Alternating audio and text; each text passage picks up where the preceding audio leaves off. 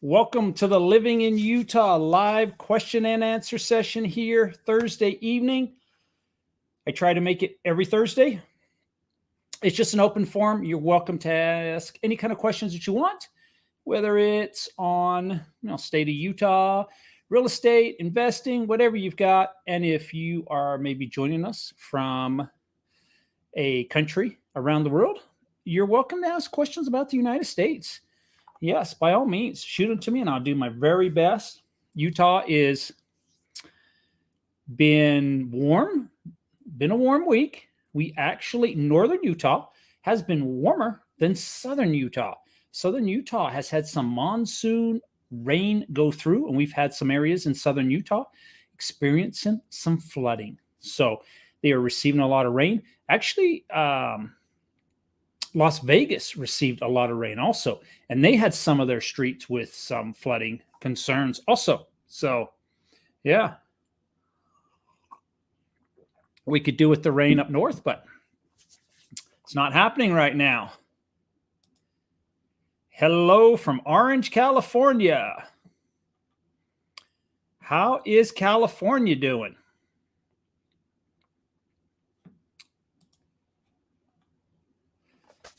I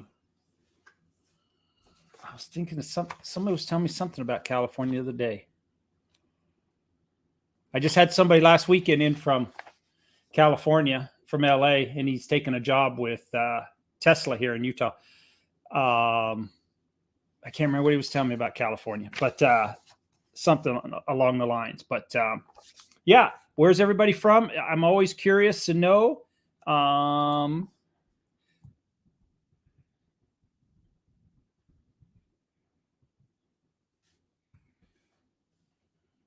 Warm here, but a little cooler than normal. Okay, cool.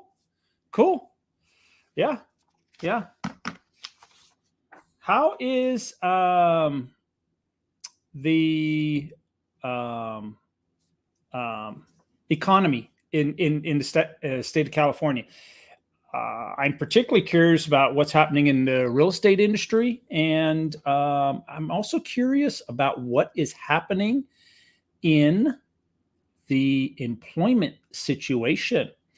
That's one of my articles. Interest rates are going up. Federal Reserve met yesterday. They raised the federal rate by 0.75%. Very large increase. The last one was 0.75%. Another very large increase. They are aiming to bring inflation down to a rate of 2%. We are over 9% at the current moment. There are some people, I've read reports, that they think the inflation rate may go to 10. If it goes to 10, we might be screwed. But they are trying to get down to 2%, going from 9% to 2%, like a, 70% reduction. So, yeah, remarkable. So they say that the higher rate, so let's say you had, I'm assuming they're saying that the average credit card balance in the United States, I'm not too sure, say you had a balance anyways of $5,010. It will cost Americans $300 more on their payments, on their balance. So, the country is getting it everywhere. We've got, not only your credit card payment is going to be higher, your gas is higher, your food is higher, your utility costs are higher, you name it. It's everything. Everywhere I go, food, everything has increased in price. So the federal chairman, Mr. Powell, has also kept the door open for another large hike. He said another large hike, which could be 0.75%. So it was very interesting because he met yesterday. GDP numbers came out today. Everybody was curious what's going on. Another negative number. So by most standards, if we have 2 declining quarters in the negative, that is considered a recession. So I feel we're in a recession. The numbers are proving that we are in a recession. Now, the White House is spinning it all kinds of directions, saying we're not in a recession. But most of the economists that predict these type of numbers say if you have 2 consecutive quarters in the negative, that is the definition of a recession. So that's from the experts. And our GDP numbers were negative today. So 0.9, I believe, is what it came into. But it's not just here in the United States. This is happening around the world. Interest rates going up. All around the world, they're fighting inflation also. So banks around the world have been raising rates. There was some of the European banks earlier in this week that raised rates. So we are not the only ones. But a surprising thing I found with all this that's going on, companies like Coca-Cola and McDonald's say that the price hikes have not slowed sales. And I found that a little bit of a shock. I thought with the prices going up, maybe some people would not visit, like say McDonald's as often, but they say that their sales numbers are still good. That was McDonald's and Coke. So I was a little surprised by that. I was expecting their earnings to their sales numbers to decrease. But all right, Northern California. We're definitely seeing a slowdown in housing sold, but prices still pretty high. It's about what it is in Utah. There is a slowdown. There are still a lot of buyers out there, but some people have just been priced out of the market. It's sad, but that is the market. That is the market. So that's where it is. But our prices are still our prices are still high. There's no doubt. I still consider them relatively high or on the upper scale. But we are seeing we're seeing increased inventory. So probably back in about February, we had about 2,000 homes on the market. That's the entire MLS, the Wasatch Front. Right now, I'm not too sure what today's numbers are, but this weekend we were 9,000 homes. So we have 4 times our inventory. So a lot more inventory. I'm loving the additional inventory. So the inventory is up, and which is a good thing. Pricing really, there has been some prices that have come down, but you really have to break it down. It's hard to put a number. I know they threw out statistics and stuff like that, but when you break it down, if it's a great home in a desirable location in great condition, it's still getting top dollar. Now, the homes that need maybe a little bit of updating or on a busy street or next to the freeway, those homes a little tougher to sell now because there's more inventory. People can now go, wow, it's a little bit of a busy road, and look at the next house and go, wow, this is a quiet street. I would rather have this home. So some of those homes are having to have price reductions. The other ones that have to have price reductions are homes that people have overpriced in the first place. People are used to, they know what's going on in the neighborhood. Their neighbor's home down the road sold for $600,000. So they want $650,000 out of theirs, and they try to put it on the market for $650,000.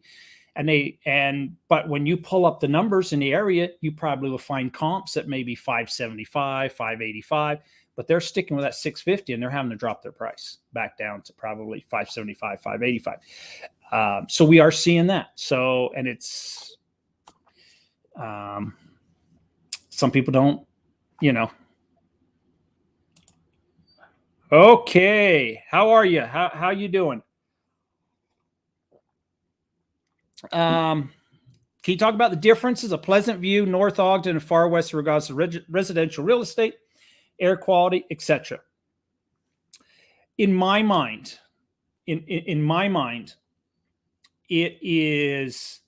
all the same. I lump that area that because that pretty much goes east to west. I lump it all together. Pretty much lump it all together. There's some pros and cons. When you're in North Ogden, you probably have more stores in that area. The disadvantage with North Ogden depends where somebody works. If they have to travel I-15 to get to some locations in North Ogden from the freeway to get over to North Ogden, you could be 10 minutes, 15 minutes. Where if you're maybe in Pleasant View or Far West, you're a little quicker once you get off the freeway, or to get to the freeway, it's a little shorter distance. So that for some people is a big deal, especially if they've just had a commute, like maybe from Salt Lake City, and they've been on the freeway for the last 35, 40 minutes. And then they're in, maybe up on the benches of North Ogden, and they've got another 15, 20 minutes to go. Some people will choose maybe Pleasant View or Far West and reduce their travel time. But in general, the general rule I find, and I've helped a lot of people in that area, is most people will choose the home instead of the neighbor, or instead of the neighborhood, in a sense. And what I mean by that is, if they look at 15 homes in that area, and the nicest that meets their criteria, if it's in Pleasant View, they'll take it. Or if it's in Far West, they'll take it. Or if it's in North Ogden, they'll take that home and deal with the minor advantages or maybe disadvantages, in a sense, because they're joined together. There's only I would have to look at the map of what the if I can get an idea here.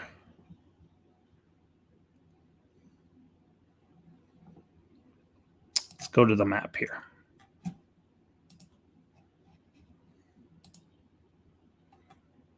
So there's not a huge distance square mile wise with the three cities. So we are looking at the North Ogden area, the Pleasant View area, and the Far West area.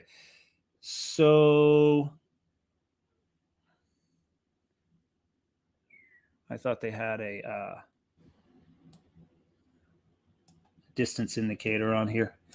So anyways, this whole area here is probably from here to here 4 to 5 miles at the most. Actually, these cities here, Plain City, Far West, Pleasant View, North Ogden, is very similar. Not many advantages, disadvantages a lot, except maybe like the freeway. A little quicker if you're in Far West or Pleasant View than it would be to get to North Ogden. But North Ogden, you would have a few more grocery stores and amenities like that. But the only other thing would be is if somebody spends a lot of time at, say, Nordic Valley Ski Resort or, the Wolf Creek area, then you could take what they call the North Ogden Divide that goes right out of North Ogden over to that area. So you are quicker to the ski resorts.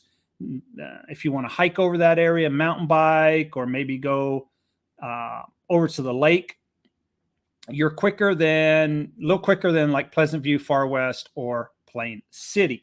Now, my personal preference, everybody is different, but this road here, that North Ogden Divide, I do not take it during the winter months. Not at all. And if you have some teenage drivers, I would not recommend taking that route either. That has some severe drop-offs. And in most of the locations, if I remember correctly, there is no guardrail. So if you slide off the road, you might be sliding down the mountainside. To me, it makes me nervous traveling on that road. And I personally do not travel on that road in the winter conditions. So, yeah. But as far as the only one other difference would be like in North Ogden, the higher you go up on the bench, the more of a view that you would have. The homes higher on the bench do come at a premium. So premium price, very, very premium price. But there's some areas right there in North Ogden you literally can pretty much go hiking right out your backyard if that was a consideration too. Inflation here in Finland is about 7%. Oh wow! Okay, you're Osmo. You're about the same as us. Well, we're 9, so little higher. Did they raise interest rates in your country, Osmo? Per my good real estate friend in Central Valley, California, homes for sale have to be reduced in order for them to sell. Okay, so change the market. And we may be that way in a few more months. We may be seeing more price reductions. We just went 0.75%, which doesn't instantly affect the mortgage rates because it's based off the 10-year Treasury note, but expect it to start creeping up. But if next month they have to do another, as we keep increasing and further, we may go into a recession, especially if we have some job losses. I think home prices will go down.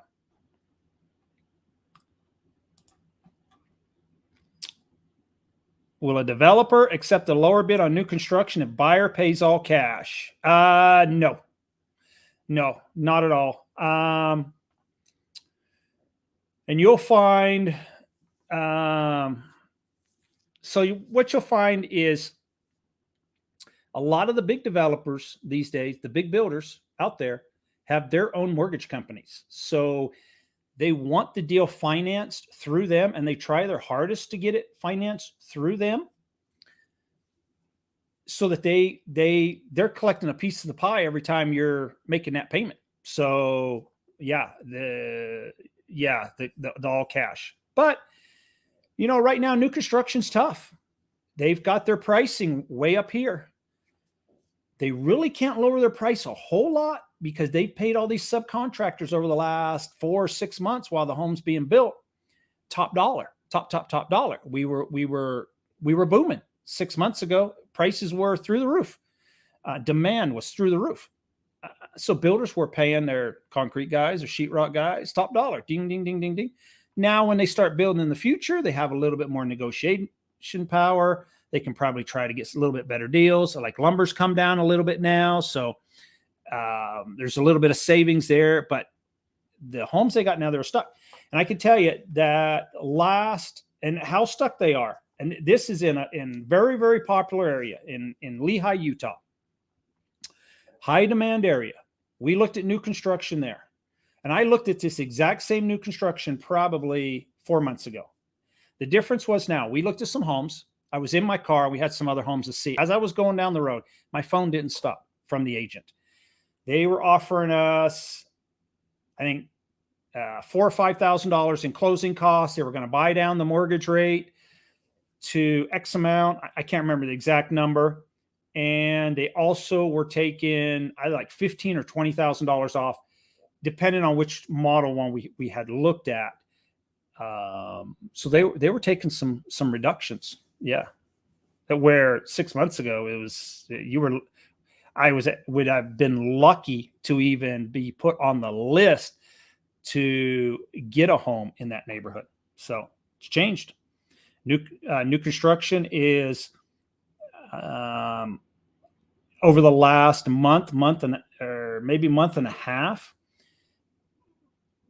People who I've worked with, new construction is like totally out the window when you're looking when you're comparing what an existing home is.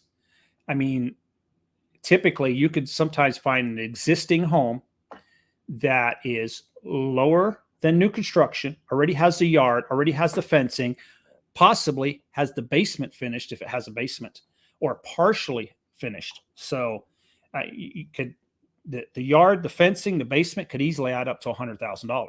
So if your new construction is $550 and you can buy something for $500 and all that work's done, I mean, you've almost got $150,000 in savings right there.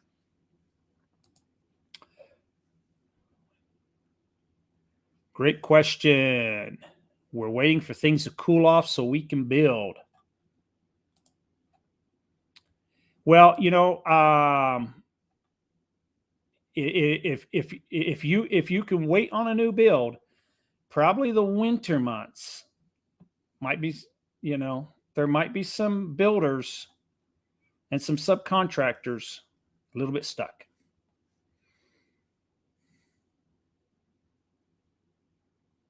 Where would you think would be good area to invest in a single family residence for a rental, and at what price? Well, my favorite place, I own rentals. I think in my mind, and this is just the way I operate. Now, people could do it in any way they want, but I really love rentals. I wish I could have all my rentals right around the military base. 100%. Military is my favorite rentals.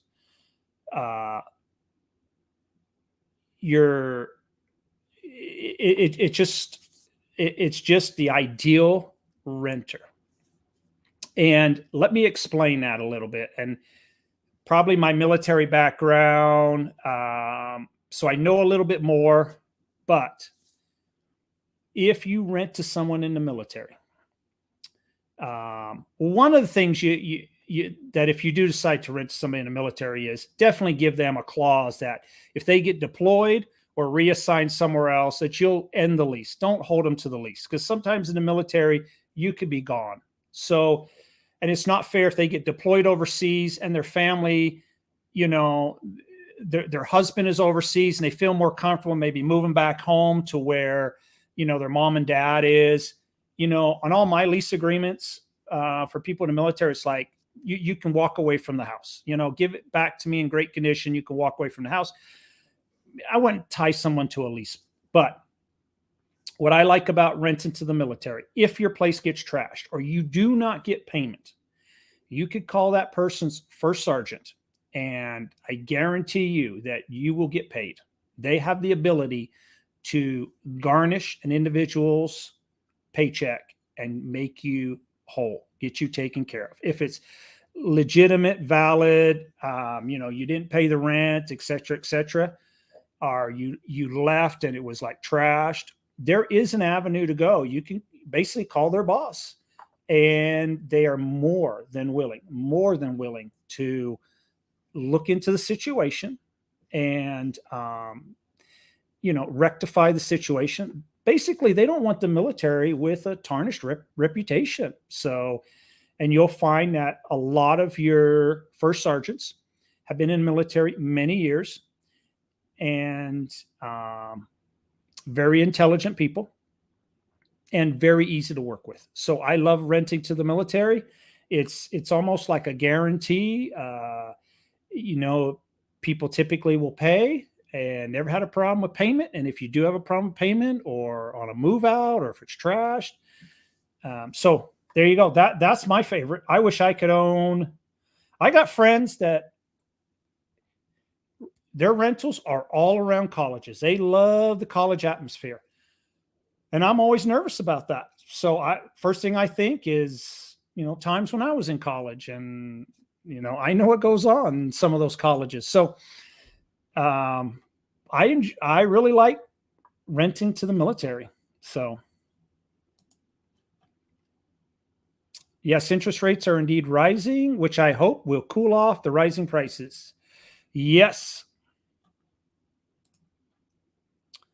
Oh, political question. Considering Utah is a red conservative state, why do you think that the total relative tax burden is fairly high compared to some states like Florida, Tennessee, New Hampshire, and Alaska?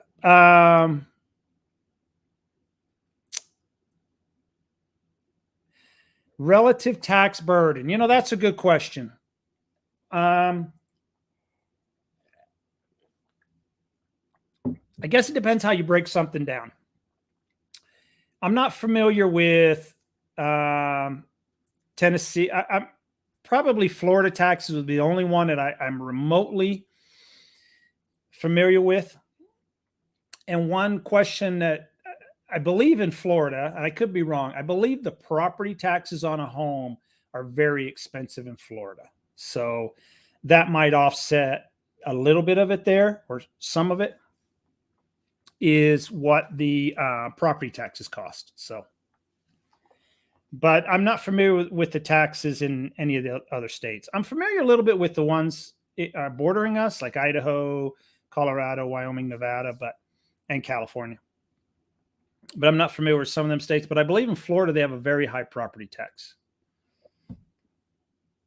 But I don't know. I've actually thought that our overall tax is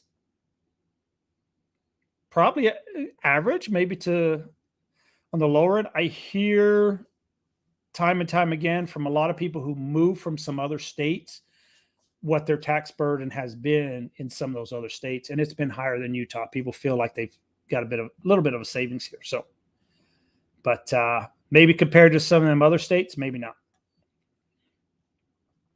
I guess the bottom line is every state has to generate money in some form or fashion, and it's by tax some way, somehow. So, yep. Any more questions this evening? I think the one that has not been fair when we talk about taxes, I'm a sports fan, but even still, is some of the cities like Las Vegas has done this, Phoenix has done this. They are taxing hotels and rental cars, an additional tax to build the stadiums in those cities, which in a way, when you think about it, is maybe not fair in a sense, because you take a city like Las Vegas, they have probably more tourists from foreign countries than they do people from the United States. And they are footing the cost of building that stadium in a roundabout way. If you are coming to Las Vegas from another country, you are not benefiting probably from the stadium. You probably didn't come to Vegas to go to the stadium or to attend an event at the stadium, I should say. And you're paying the construction costs basically on that stadium. So by the hotel tax and the car rental tax. So that affects the tourists who come into town. So in a way, I don't quite think that is fair, but I understand why they did it. It's easy to pass it off to the local citizens by saying, hey, we want to build this stadium, but the citizens aren't going to pay for it. We're going to put it on hotel tax and car rental tax, which pretty much affects the people who are visiting our city. So, yeah, some states have no sales tax or state income tax. Correct. I think a lot of the states that have either like no state income tax or a lower sales tax typically have a higher property tax. And the other thing too, I've seen in some of those areas is higher vehicle registration tax. And I don't remember what kind of vehicle it was, but I had somebody from Florida that told me that to register their vehicle in Florida was $800 to $900 per vehicle per year. So, and where in Utah, when they were registering, it was like $160, $170. So, rising interest rates and recession aside, do you think the housing boom is over in Utah because the country has opened up and people aren't locked down anymore? I do think that the housing boom across the country is over. I think that has ended. I actually believe that we should never have gotten to the situation we were in. I think we lowered interest rates way too low to realize what the repercussions of that are.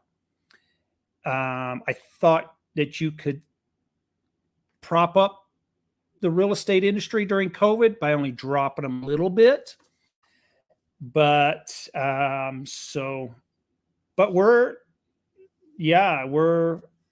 think the boom is over. I think the boom is over. So, but that could change too. So in the real estate industry, I always say that the two best times for real estate agents or whatever is in a down economy and a booming economy. In a booming economy, people are moving all over the United States. They're there's maybe they wanted to, instead of being in XYZ position, they wanted this position and it was available somewhere, and they'll move for the promotion or for, to do that particular job. In a stagnant economy, a little different, but in a down economy, it also can be great for real estate. People will move to where the jobs are available. If you have layoffs from a company in whatever state, and they notice that there's some job openings in Utah or Colorado or wherever, and they just lost their job, more than likely they have to move.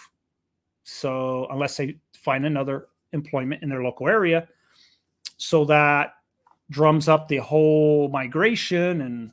And so in a down economy, people are moving to where the jobs are at. So it can benefit the housing market. But in general, yeah, I think the housing boom with interest rates going up, and I kind of said that many times, as soon as the interest rates go up, it's going to cool off the market. So you're just constantly pricing people higher and higher. And then you've got all this inflation. So, even with the interest rates going up and say you were looking at a home for X amount of dollars, and now with interest rates going up, it's another $300 or $400 a month. I think some people were like, "Oh, I can manage a $300 or $400," but now they've got, extra $200 or $300 a month in gasoline, and their grocery bill has gone up and their electric bill's gone up and everything else. Pretty soon they're paying, extra $1,000 a month. So trying to squeeze out that extra $300 or $400 on a mortgage payment is tough, really tough. Gail, our home is a little over a year old. It's 2,900 square feet. We just got our property tax bill, $2,305. Just to give you an idea, we live in a rural town in San Pete County. There you go. So $2,000. Now I know, Gail, you came from California. What was your tax bill, if you care to say, on your home in California in comparison?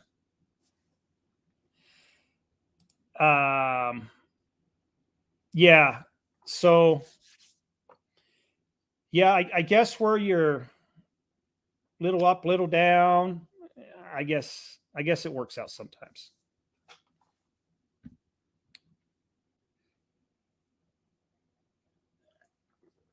Now it is when we talk about taxes, I think that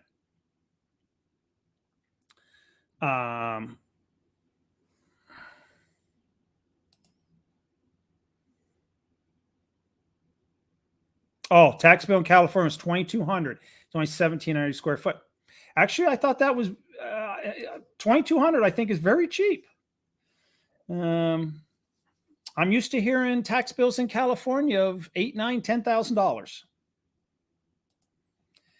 Do you see primary challengers to Mitt Romney's Senate seat? Well, I hope so. I actually know Mr. Romney a little bit. He was the host of he ran the Olympics back in 2002, and I had some dealings with Mr. Romney back then. He probably does not remember me. I always thought he was a great guy. Probably have a different opinion nowadays, that's for sure.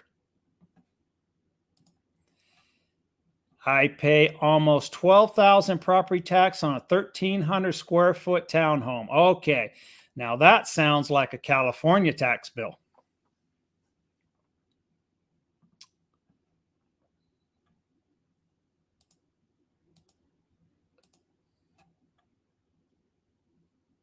Okay, so do you also pay maybe $12,000 in property taxes?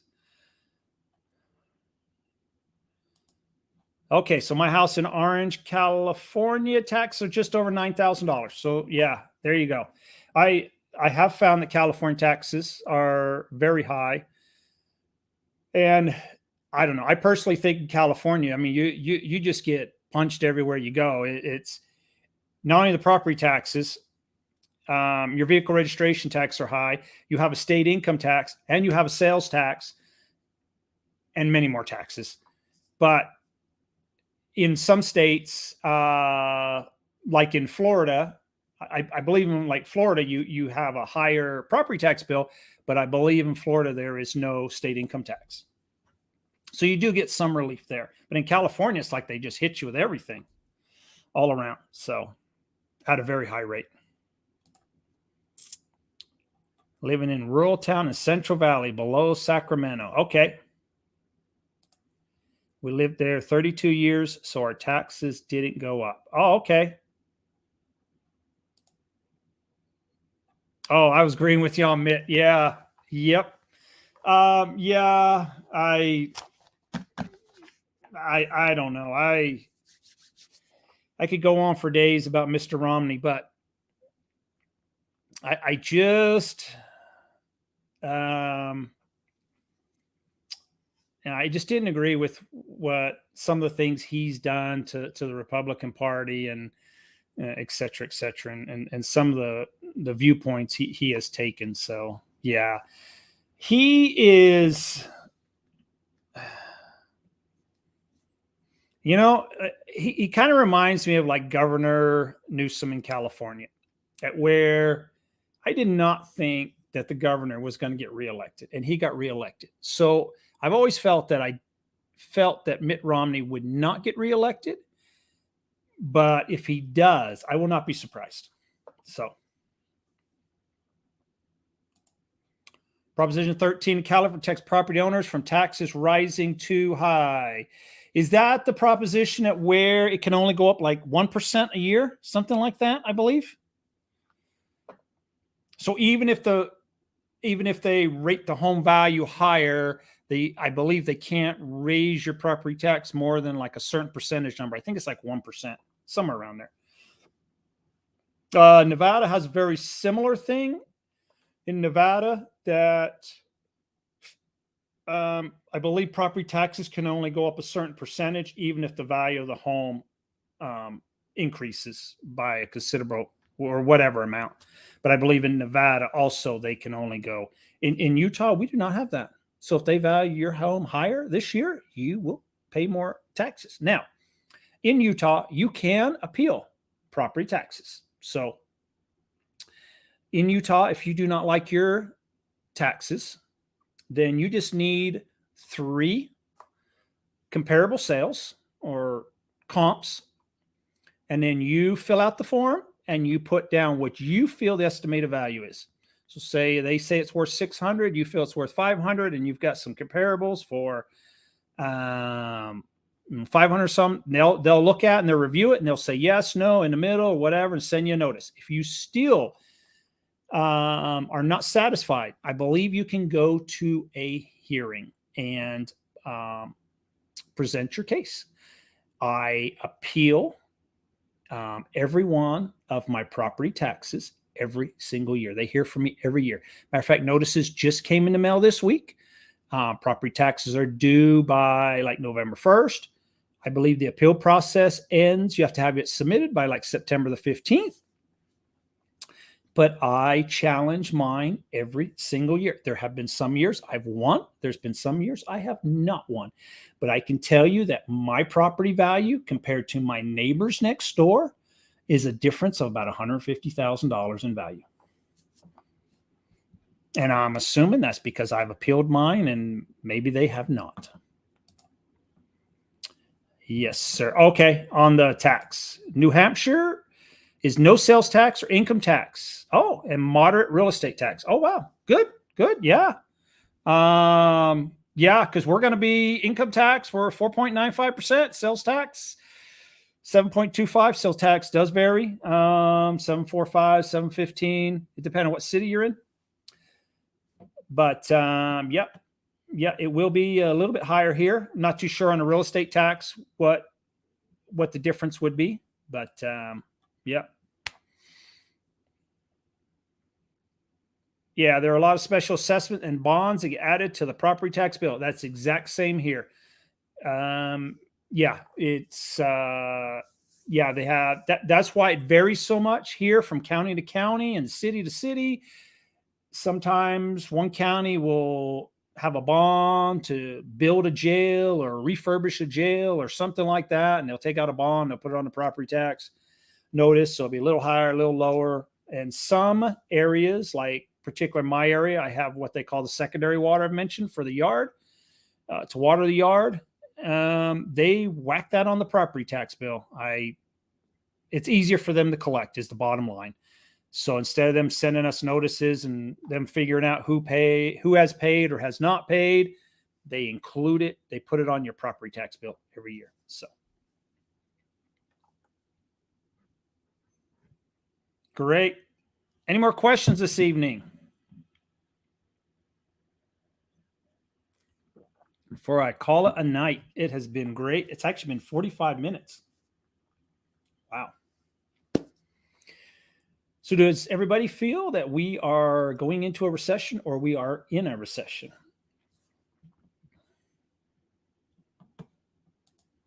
Utah has better or lower real estate taxes. Okay. So do you pay in New Hampshire, do you pay like a real estate tax as in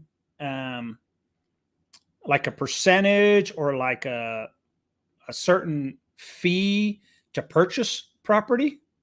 I've heard in some states they have like a transfer tax, or they word it a bunch of different ways. But I believe New York is one of the areas that they have that so-called like transfer tax. But yeah, I'm not that familiar with it since we don't have it in the state of Utah. So now you do have to pay title companies to do the whole deed process and paperwork and get you clear title. You have to pay that, but it's not like a tax that goes to the state. Just a fee for the yes, some both. Oh, okay. So when you purchase a home or something like that, you are paying like a transfer tax or like a some sort of tax on top of the purchase price of the home. Okay. Yep, that's one thing we do not have here. So pretty much the price you pay for a home, say it's $500,000, that's the price you pay. The only thing you would have on top of that would be any kind of title company fees, like title report, wire transfers, et cetera, or if there's a mortgage on the property being taken out on the property, then the mortgage company has fees to do the loan, et cetera. So that is on top of the purchase price. 1.5% transfer tax split. Wow. So $1 million home is $15,000. So each person pays $7,500. Wow. And I'm assuming on top of that, you still have your typical title fees and everything like that, a few $1,000s in title fees. Wow. Okay. We do not have that tax. I'd be curious if California has that tax, actually. If they don't, they'll probably be instituting it next year. So between seller and buyer, yeah. So the 1.5, so on a $1 million house, it's about 15 grand. So each person would pay $7,500. Okay. Wow. In a way well, I would imagine it would slow down home purchases and sales in a sense, but maybe not. But you would think a little bit. Maybe they figure, is that financeable? Will mortgage companies roll that into the loan? Good question. I'm not familiar. Just hope that we don't institute a tax like that.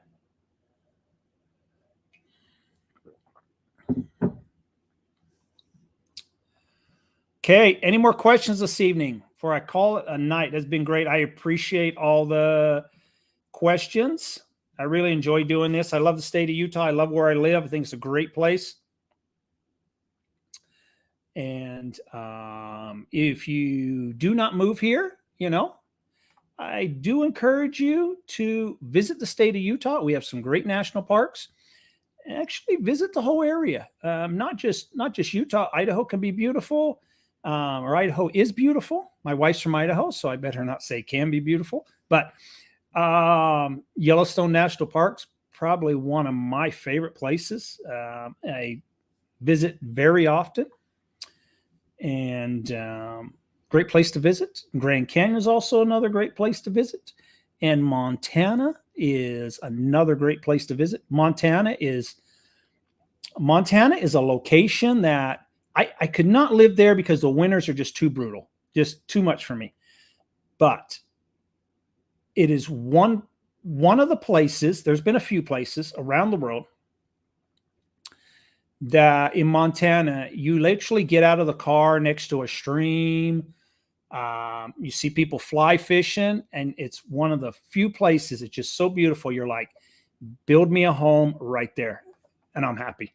It's gorgeous. It's so many places you can just pull over the side of the road, and you just go, build me a home right there. So very few places around the world I've been to. There's some places in Hawaii like that, and out there in Kentucky, where they have what they call was the Horse Farm Road. It goes between Louisville and Lexington.